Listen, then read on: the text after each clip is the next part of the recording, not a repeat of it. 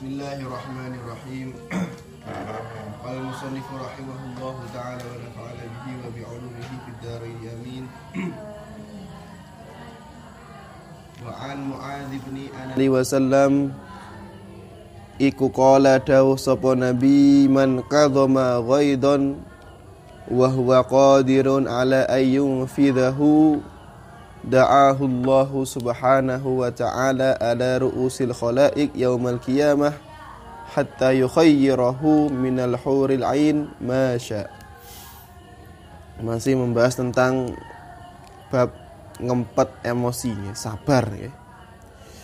Man utai sapa wonge ku kadhoma ngempet sapa man. Man utai sapa wonge ku kadhoma ngempet sapa man ghaidhan.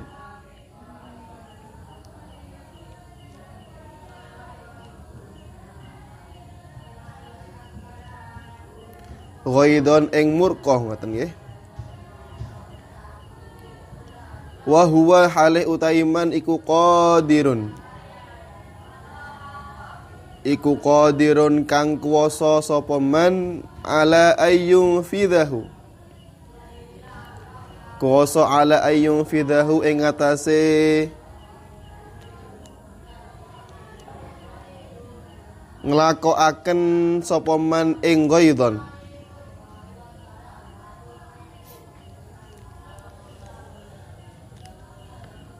Da'ahu mongko bakal nimbali ing man sapa Allahu Gusti Allah. Da'ahu mongko bakal nimbali ing man sapa Allah Gusti Allah subhanahu wa ta'ala ala ru'usil khalaiqi. Ala ru'usil khalaiqi ing atase sirahe pira-pira makhluk. Ing atase pira-pira sirahe pira-pira makhluk yaumal qiyamati ing dalem dina kiamat. Yaumal qiyamati ing dalem dina kiamat hatta yukhayyirahu hingga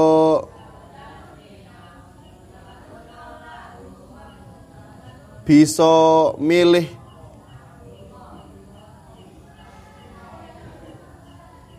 ingman minal huri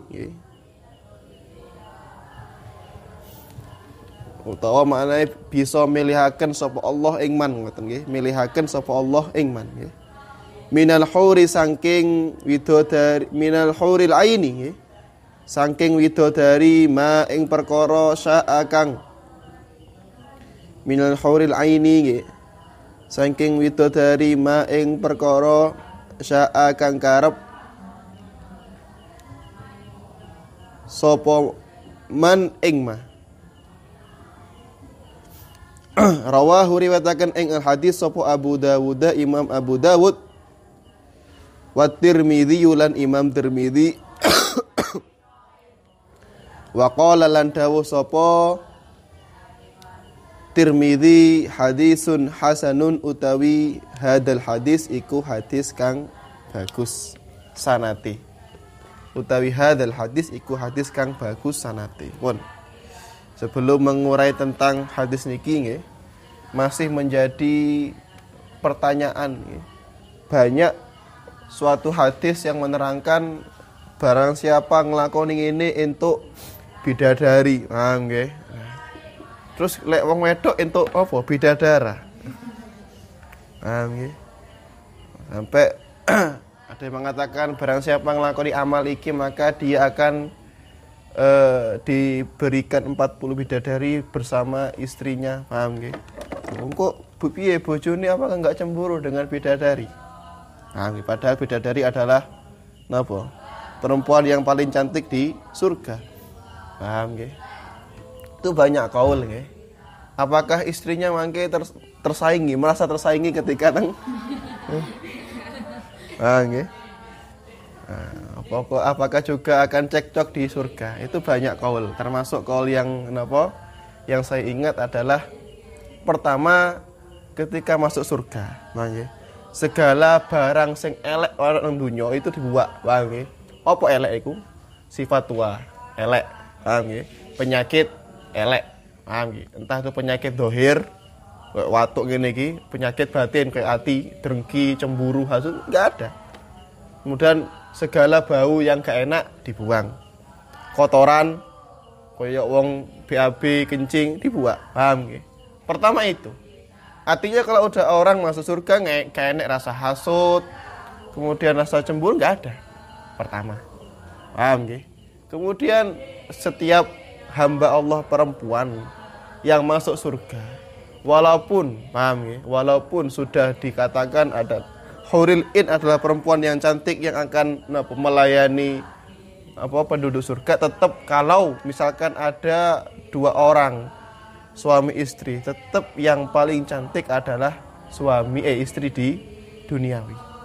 Artinya mereka tidak akan menggeser posisinya seorang istri di apa tugasnya mereka itu adalah hanya melayani orang yang masuk di surga. Paham nggih? Ya oleh memang sing mlebu surga iku bujang lanang ya sudah, paham nggih? Mereka yang melayani, tapi kalau pasangan suami dan istri maka dia hanya sifatnya kayak pelayan, paham nggih? Makanya juga nang kono ada 2 model pelayan, ada memang sifatnya adalah bidadari ataupun anak kecil wong cilik duduk kurcaci, anak kecil muda, paham nggih? Itu yang wong ganteng, kemudian mereka itu apa jenenge? Lek teng Al-Qur'an niku mengibaratkan ketika sampean punya mutiara nggih. Kemudian ditekek nang piring dicul ning ini, paham nggih? Saking indahnya mutiara itu, jadi gulam itu di contohnya kok ngoten niku. Itu cara sampean nyeluk ini ngumpul. Nah, okay. Kemudian sampean juga kok mencar. Itu ngumpul dan mencarnya koyok mutiara ketika sampean dege nang lengser. Sangat bagus. Paham nggih?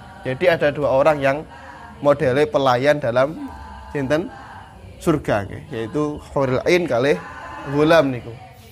Nah, mangke misalkan ono pasutri, paham nggih, suami istri nggih. Mempunyai banyak anak.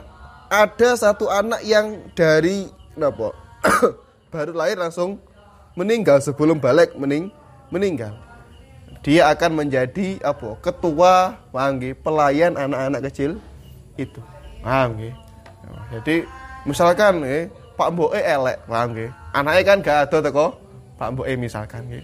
Apakah mangke ketika menjadi ketua pelayan itu anaknya menjadi jelek? Enggak, tetap menjadi yang terbaik daripada itu. Paham nggih? Iku jenenge pembahasan masalah banyak kaul tentang huril ain banyak. Amin. Pun. Kemudian balik teng hadise man kadhama ghaidhan wa huwa qadirun ala ayyung fidahu, nggih. Barang siapa yang ngempet nggih, menahan emosi, nggih. Kadang ngeten, ono wong emosi, paham nggih? Tapi berhubung sing diadepi ku wong lebih kuat, akhirnya gak situ emosi. Mek ngempet tok. Iku enak, wajar, paham nggih? Tapi misalkan kita sudah berada di atas orang yang kuat, entah kuat derajat atau kuat tenaga, kemudian kita emosi dengan orang yang di bawah kita, paham nggih? Kita emosi, nggih. Dan kita cara gelem yo mau bisa untuk melampiaskan emosinya. Makanya mriki man kadhama ghaidun wa huwa qadir, paham nggih? Barang siapa yang ngempet emosi tapi dia mampu untuk ayung fidahu, untuk melakukannya, nggih. Tapi dia milih ngempet. Nah, apa yang akan dia dapatkan? Da'ahullahu subhanahu wa ta'ala ala ru'usil khalaik yaumal qiyamah. Maka dia mangke ketika teng dina kiamat Allah akan memanggilnya dengan nama istimewa. Paham nggih? Lek jare tafsir hadisnya napa? Jangankan dengan panggilan istimewa, nggih. Awake dhewe ae iki. Awake dhewe dipanggil oleh guru kita dengan nama lengkap itu sudah rasanya istimewa. Paham nggih? Kita dipanggil oleh seorang salafun saleh rasanya istimewa. Kita dipanggil oleh para nabi, nama kita tok, paham nggih? Iku wis koyo miber saking senenge. Apalagi kita dipanggil oleh Allah di hadapan makhluknya dengan panggilan yang istimewa. Artinya kita punya pangkat yang istimewa di hari kiamat. Ketika itu hatta yukhayyirahu minal hurin ain masya. Kemudian setelah dipanggil dengan panggilan yang istimewa, ditempatkan di makom yang sangat tinggi, kemudian dia diberikan apa namanya pilihan. Samian milio bidadari yang samian kerso. Yukhayyirahu minal hurin ain masya. Jadi diberi apa jenenge wewenang untuk memilih bidadari yang dia mau. Iku lek lanang lek wedok ya padha wae. Paham nggih? Ngoten. Karena sifatnya bidadari adalah hanya pelayan. Paham nggih, pun. Ngoten niku, padha karo kisahnya sinten? Sayyidina Allah karim. Ali Zainal Abidin nggih. Putrane Sayyidina Husain bin Ali nggih. Wakil ada yang mengatakan Sayyidina Ali bin Abi Thalib nggih. Niku mempunyai budak perempuan nggih. Ya. Cara saiki baby sister. Paham nggih? Ataupun biasanya masak nang dalem. Beliau Sayyidina Ali niki punya anak kecil. Cik alik cik cilik Bang, cik kenapa cik belum bisa jalan. Artinya masih dalam apa jenenge susuan ibunya. Pun waktu itu ketika mau memasak si pembantu abdah niki kemudian memasak air yang panas. Enggak sengaja banyu panas kena bayi niku. Akhirnya meninggal. Anak kecil kena banyu panas ya meninggal. Pun akhirnya mulai ketakutan apa jenenge pembantu ketakutan. Tapi pembantu bukan pembantu biasa. Seorang abdah yang alimah yang pandai tentang ilmu agama.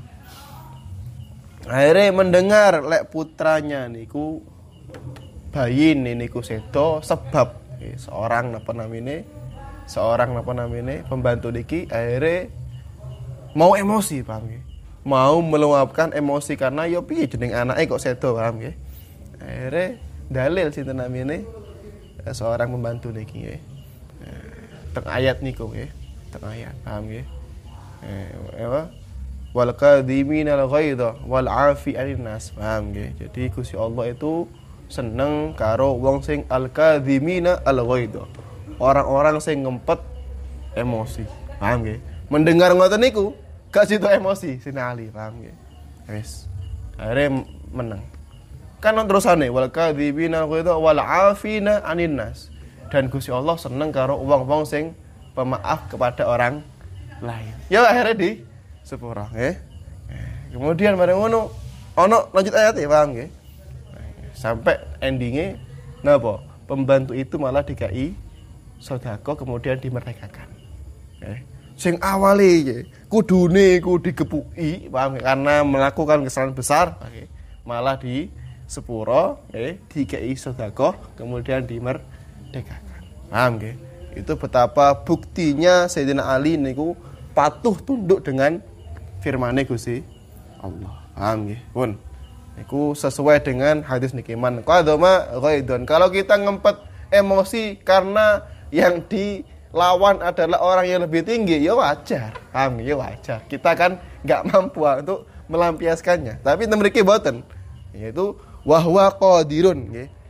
Barang siapa yang ngempet emosi ini, dia mampu, artinya yang dihadapi adalah orang yang lebih rendah, dia mampu untuk melampiaskannya, maka da'ahullahu subhanahu wa ta'ala ala ru'usil khalaik yaumil qiyamah hatta yukhayyirahu minal huri al-aini masya. Maka Allah akan memanggil dengan panggilan istimewa, ditempatkan tempat yang istimewa, kemudian diberi pilihan untuk memilih huril ain sesuai dengan apa yang dia kehendaki.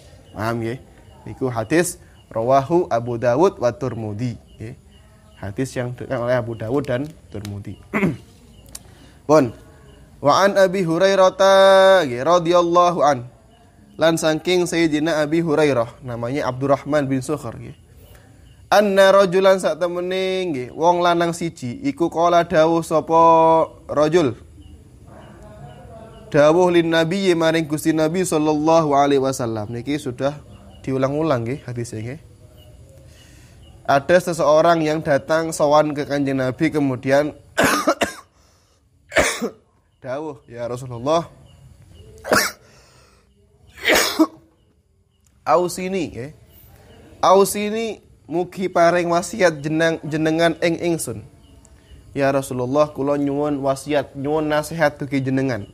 Nasihat yang cocok damel kula. Paham nggih?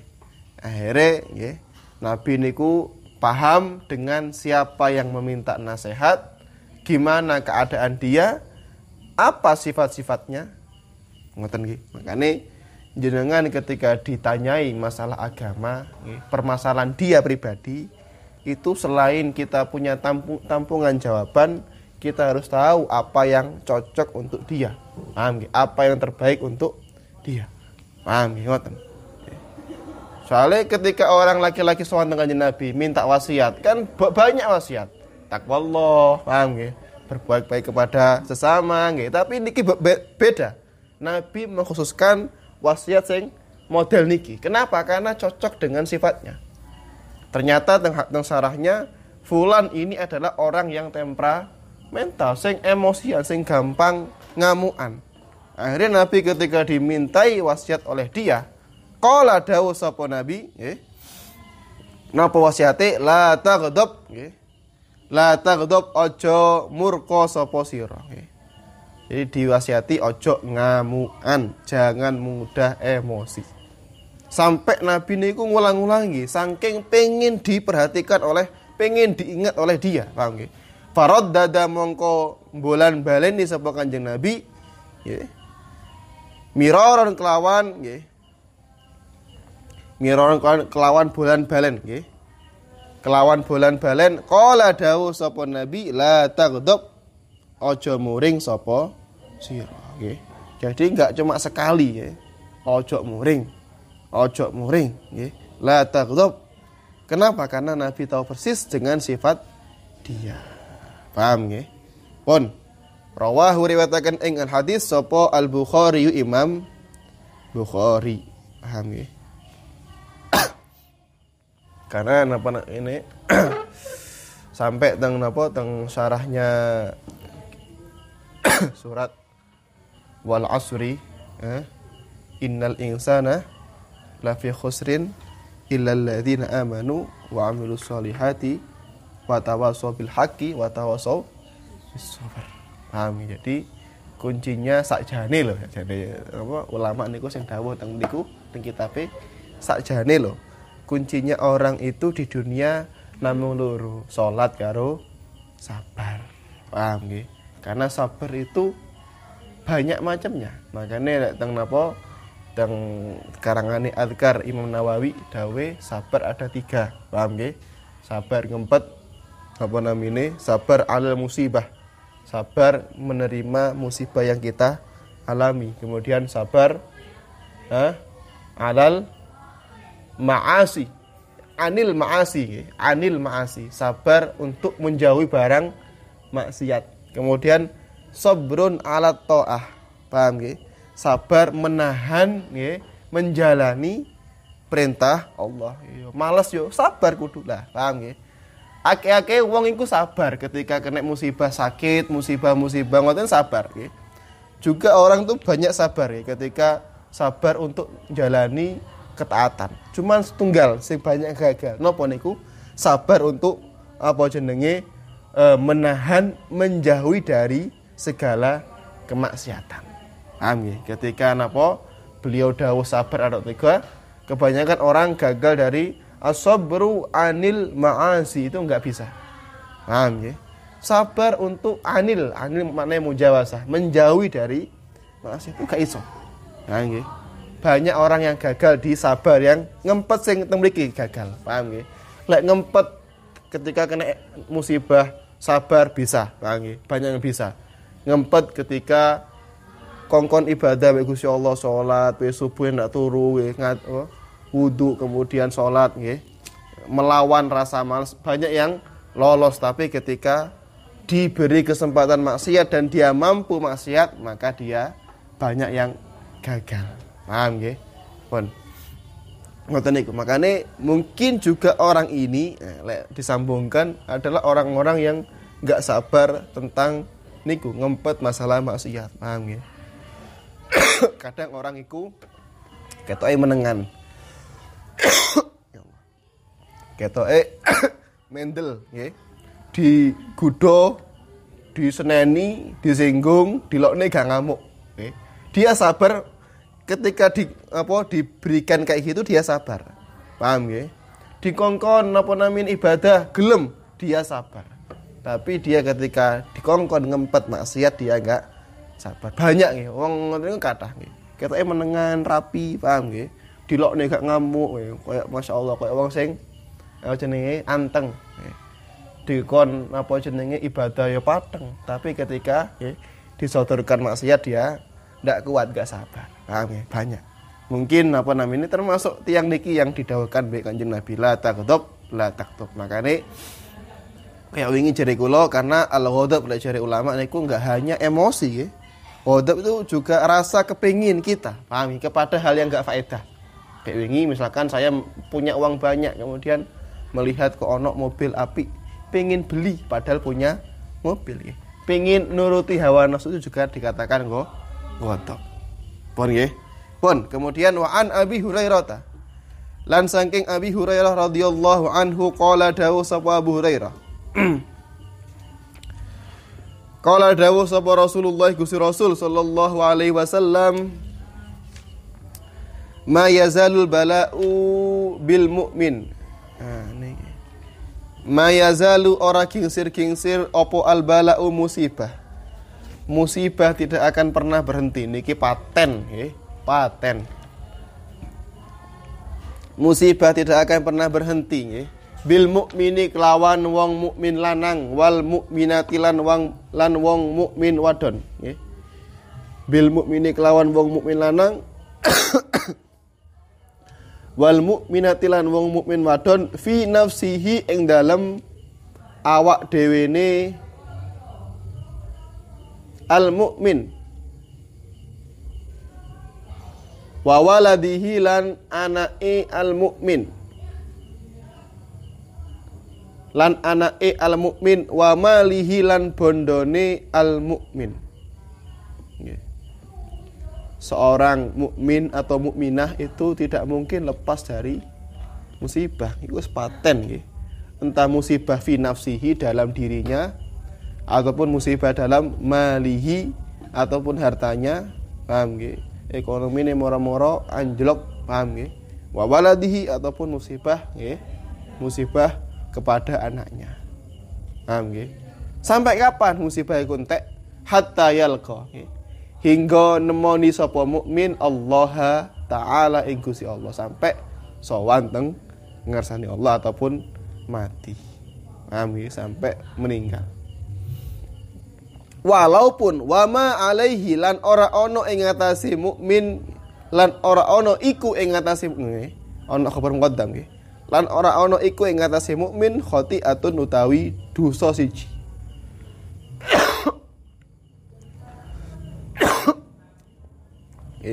Khati'atun utawi dosa siji, walaupun dia itu selama hidup di dunia enggak duwe dosa. Kayak Kanjeng Nabi, paham nggih? Walaupun dia enggak pernah punya dosa, tetap nggih la yazalu al bala'u bil mu'min wal mu'minah fi nafsihi wa waladihi wa malihi. Paham nggih? Jadi musibah tidak mungkin hilang nggih. Hinggap kepada orang mukmin atau mukminah dalam dirinya ataupun anake ataupun hartanya, paham nggih, sampai ketemu Gusti Allah. Walaupun dia wa ma alaihi khati'ah, walaupun dia enggak punya dosa, apalagi dia duwe dosa. Paham nggih? Pun. Makanya sampai napa namine orang yang dicoba masalah ekonomi. Wonten hadis nggih. Orang kalau dari awal itu nggih. Niki teng mukhtal hadis ya. Nabi dawuh orang kalau dari awal itu ekonomi sederhana, paham nggih?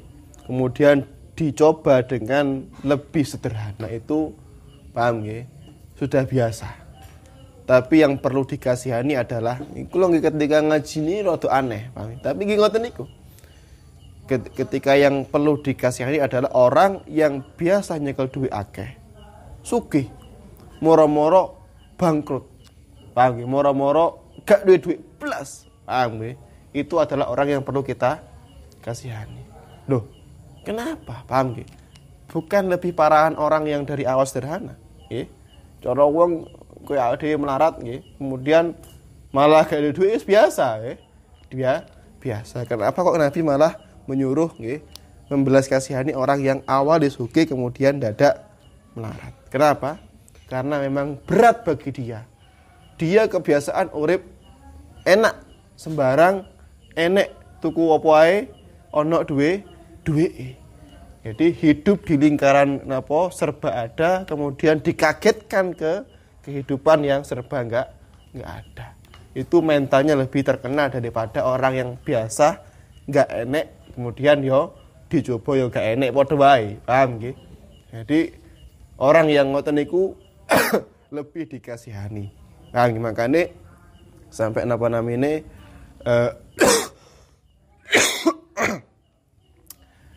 teng ayat juz 2 niku juga dipaten nggih. Jadi sakgurunge membahas tentang ayat innalillahi wa inna ilaihi rajiun nggih.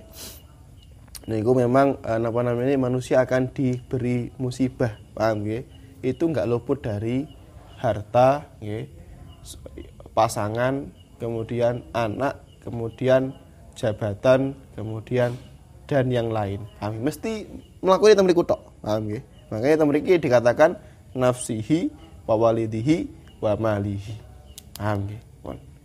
Wis. Jadi walaupun orang itu enggak pernah punya dosa, paham nggih? Tetap musibah itu akan menimpa seorang. Apalagi orang yang punya dosa.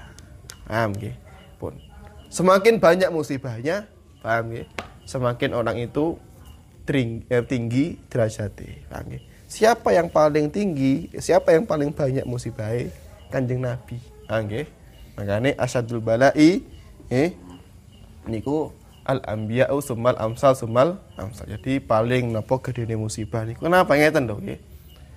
Nah, kalau kita pikir niku kalau mulai Nabi Adam sampai Nabi Isa itu ada masa selesainya, ada masa pensiun ono.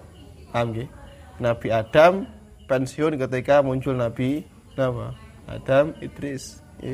Idris pensiun ketika Nabi Nuh dan selanjutnya ngoten. Dan semua nabi itu kebanyakan kayak Nabi Musa.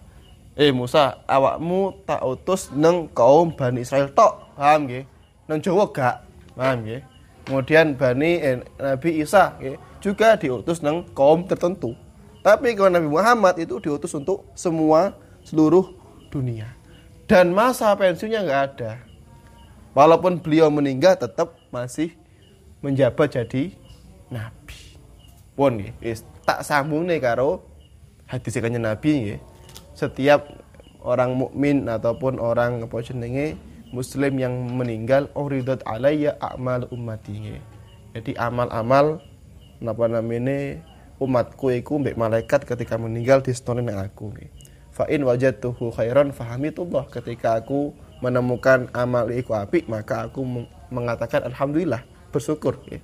Tapi kalau aku menemukan membaca amal-amal dia itu jelek, maka astaghfir lahu nggih. Aku berusaha untuk meminta maaf nggih untuk dia ke Gusti Allah. Paham? Itu angger ono apa jenenge orang yang meninggal. Artinya gimana? Ngeten. Artinya ketika ada orang muslim kok lebih banyak amal buruknya, itu termasuk nggih penggawean atau nggarai kesel Kanjeng Nabi. Kenapa? Angger melihat keburukan nggih, Nabi janji apa? Ingin memintakan istighfar teng Gusti Allah. Nggih. Kemudian semakin ada maksiat yang dilakukan oleh orang mukmin ketika hidup, itu lek jere tentang tafsir hadisnya itu sampai bisa melukai hatine Kanjeng Nabi. Jadi Nabi niku pun beda alam, tapi masih merasa disakiti mbek umat. Jadi musibahnya masih ada terus, melaku sampai dino kiamat. Paham nggih? Makanya siapa yang paling besar musibahnya? Siapa yang paling banyak menyakiti Kanjeng Nabi ya? Bukan orang kafir Quraisy tapi umatnya sendiri. Sebab napa? Sebab maksiat yang mereka lakukan. Paham nggih? Makanya tentang tafsir hadisnya mengatakan ya sudah, kalau kita itu nggak mampu untuk menjauhi maksiat sebab takwa kepada Allah, wedi mbek Gusti Allah, minimal awake dhewe isin lah mbek Kanjeng Nabi. Paham nggih? Kanjeng Nabi sudah berusaha kayak gitu, nggih. Mosok kita masih tega menyakiti hatine Kanjeng Nabi sebab maksiatnya kita. Makanya betul dikatakan Kanjeng Nabi apa jenenge? Hatta yalqallahu ta'ala wa ma alaihi khati'ah. Walaupun orang itu enggak pernah punya dosa, koyo aku ngoten jadi Kanjeng Nabi nggih, tetap ada balaknya, tetap ada musibahnya. Justru musibahku, paham nggih, kalau orang biasa meninggal ya sudah nggih, tidak akan terkena musibah, tapi kalau Kanjeng Nabi nggih, itu selalu kena musibah. Apa? Disakiti hatinya ketika melihat orang umatnya itu nglakoni maksiat. Paham nggih? Walaupun itu nggih nambah derajat Kanjeng Nabi karena Nabi sabar, tetap nggih ada unsur napa menyakitkan di hatinya Kanjeng Nabi. Pun nggih. Wa an Ibni Abbasin radhiyallahu anhuma nggih qala qadima Uyainah wallahu alam bisawab. Muni al-Fatihah sallallahu alaihi wasallam. Anallahu yataghashshahum birahmatihi wa ala dunya wa ala al-Fatihah.